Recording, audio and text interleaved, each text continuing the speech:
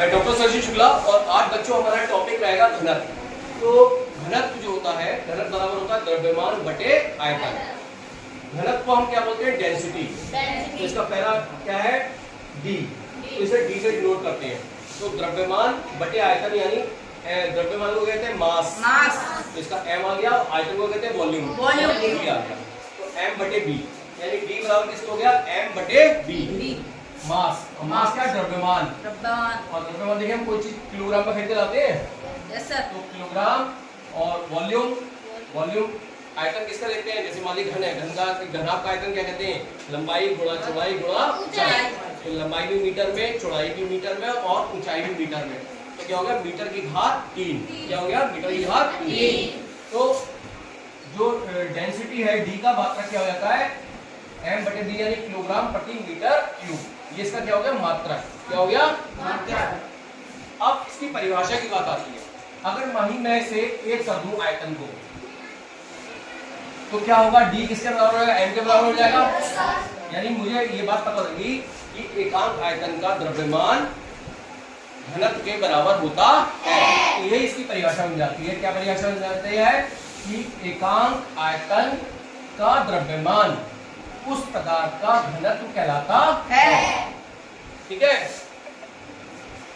अब मान लीजिए एक बेटी है अमरीक और उसकी मम्मी ने 1 लीटर लोहा लाने को कहा। क्या लाने को कहा? 1 लीटर लोहा। और अमित बेटा है, उसकी मम्मी ने कहा 1 किलो लोहा लिया।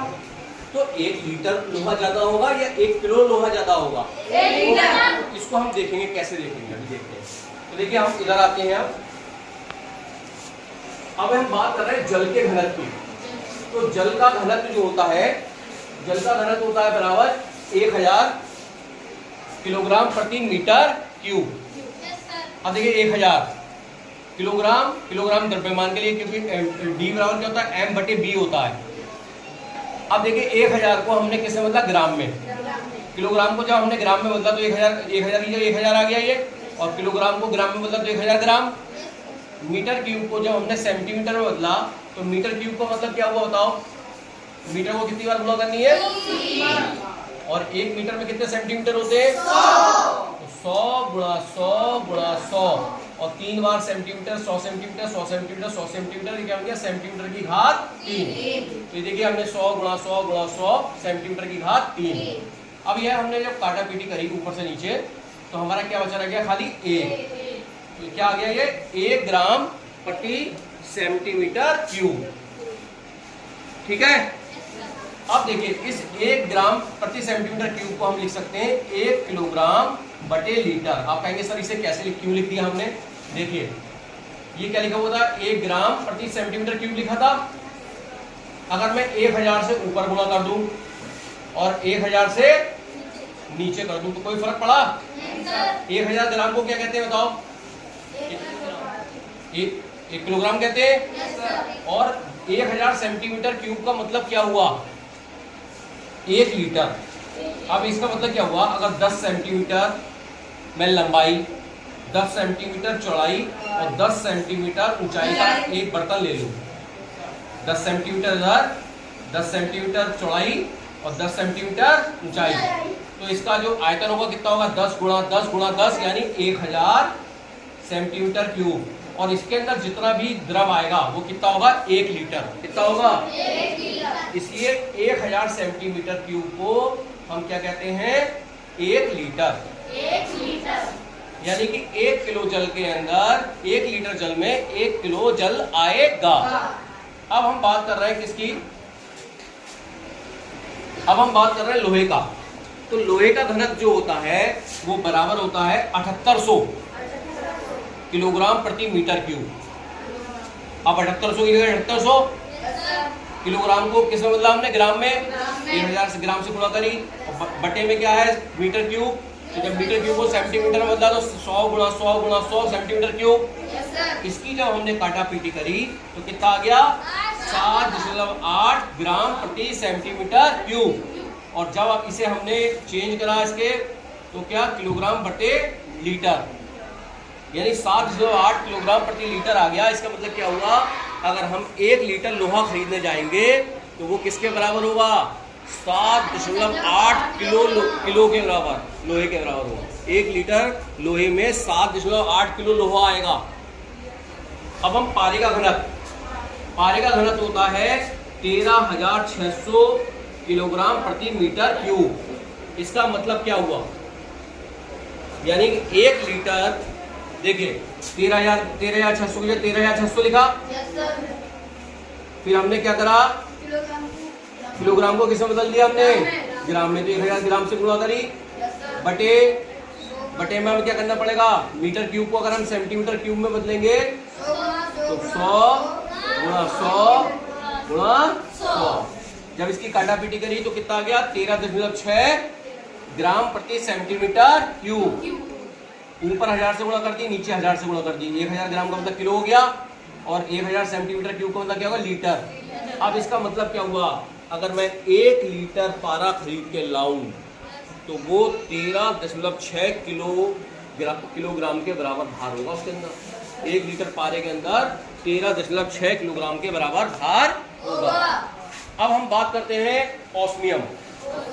ये ऐसी तत्व है जो सबसे भारी होता है, जितने तत्व है हमारे उसमें सबसे भारी तत्व होता है ऑस्मियम। तो ऑस्मियम का घनत्व होता है 22,600 किलोग्राम प्रति मीटर क्यूब। 22,600 किलोग्राम के लिए 1000 ग्राम, और वैसे ही मीटर क्यूब को सेंटीमीटर क्यूब में बदला तो 100 गुणा 100 गुणा 100 सेंटीमीटर क्यूब। जब इसकी काटापीटी करी हमने तो कितना क्या, 22.6 ग्राम प्रति सेंटीमीटर क्यूब। तो 22.6 और इस 1000 से ऊपर गुणा करी, 1000 से नीचे गुणा करी तो कोई फर्क, 1000 ग्राम किलोग्राम बन गया, और 1000 सेंटीमीटर क्यूब लीटर बन गया। यानी अगर हम 1 लीटर ऑस्मियम धातु खरीद के लाएं तो वो किसके बराबर होगा, उसका भार 22.6 किलोग्राम के बराबर। अब हमारा अगला टॉपिक रहेगा जल का असामान्य प्रसार। देखिए ये 4 डिग्री सेल्सियस टेम्परेचर है, 4 से नीचे ये 0 आ गया। भाई जल का हिमांक क्या होता है, कितने डिग्री सेल्सियस पे होता है जल का हिमांक, हाँ। तो 4 डिग्री सेल्सियस पर, 4 डिग्री सेल्सियस से ऊपर जल जो होता है वो सामान्य प्रसार करता है। प्रसार माने फैलना, और फैलने का मतलब क्या होता है, आयतन। फैलने का मतलब क्या होता है, आयतन। अगर ताप बढ़ेगा तो उसका आयतन बढ़ेगा। तो 4 डिग्री सेल्सियस से ऊपर तो अगर हमने टेम्परेचर T बढ़ाया, क्या बढ़ाया, T, तो उसका आयतन B भी बढ़ रहा है। और सीधी सी बात है, जब उसका आयतन बढ़ेगा तो उसके अणु दूर दूर भागेंगे, यानी उनकी डेंसिटी क्या हो जाएगी, कम हो जाएगी। यानी आयतन बढ़ेगा तो घनत्व बढ़ेगा। तो 4 डिग्री सेल्सियस तक तो यही होता है जल के अंदर। लेकिन 0 डिग्री से लेकर 4 डिग्री सेल्सियस तक जल उल्टा काम करता है। कैसे उल्टा काम करता है, देखो यहाँ टेम्परेचर तो बढ़ रहा है, 0 से कितना हो रहा है, 4, लेकिन यहाँ पे उल्टा काम क्या होता है कि इसका 0 से 4 डिग्री सेल्सियस तक आयतन इसका घटता है और घनत्व बढ़ता है। तो हमारा क्वेश्चन आ सकता है कि जल का घनत्व कितने डिग्री सेल्सियस पे सबसे ज्यादा होता है, 4 डिग्री सेल्सियस, और आयतन सबसे कम कौन से डिग्री सेल्सियस पे होता है, 4 डिग्री सेल्सियस, है ना। तो ये हमने जाना घनत्व के बारे में। तो आपसे क्वेश्चन कैसे बनेंगे कि घनत्व का मात्रा क्या है, घनत्व का मात्रा किलोग्राम, किलोग्राम बटे मीटर। दूसरा आपसे क्या पूछ सकता है कि फार्मूला क्या है, तो D बराबर क्या होता है, m बटे b। ये घनत्व का हमारा टॉपिक था। और एक टॉपिक ये छोटा सा रह गया है। आपने देखा होगा कि तालाब या झील के अंदर जब ऊपर बर्फ जम जाती है तो नीचे मछलियाँ जिंदा रहती हैं। तो ऐसा क्यों होता है, ये बर्फ जमी, ये बर्फ जो होती है स्वेटर की तरह काम करती है। ये क्या करती है, बाहर की ठंडी को अंदर नहीं आने देती और जल के अंदर की गर्मी को बाहर नहीं। तो ये तो ऊपर परत जम जाती है, लेकिन नीचे का पानी क्या बना रहता है, इसका टेम्परेचर ज्यादा रहता है, तो ये पानी की अवस्था में ही रहता है। तो इसलिए इसके अंदर मछलियाँ जिंदा, उन्हें ऑक्सीजन मिलती रहती है, पानी के रूप में रहेगा। तो ये हमने ये पाठ जाना घनत्व का। मैं डॉक्टर सचिन शुक्ला।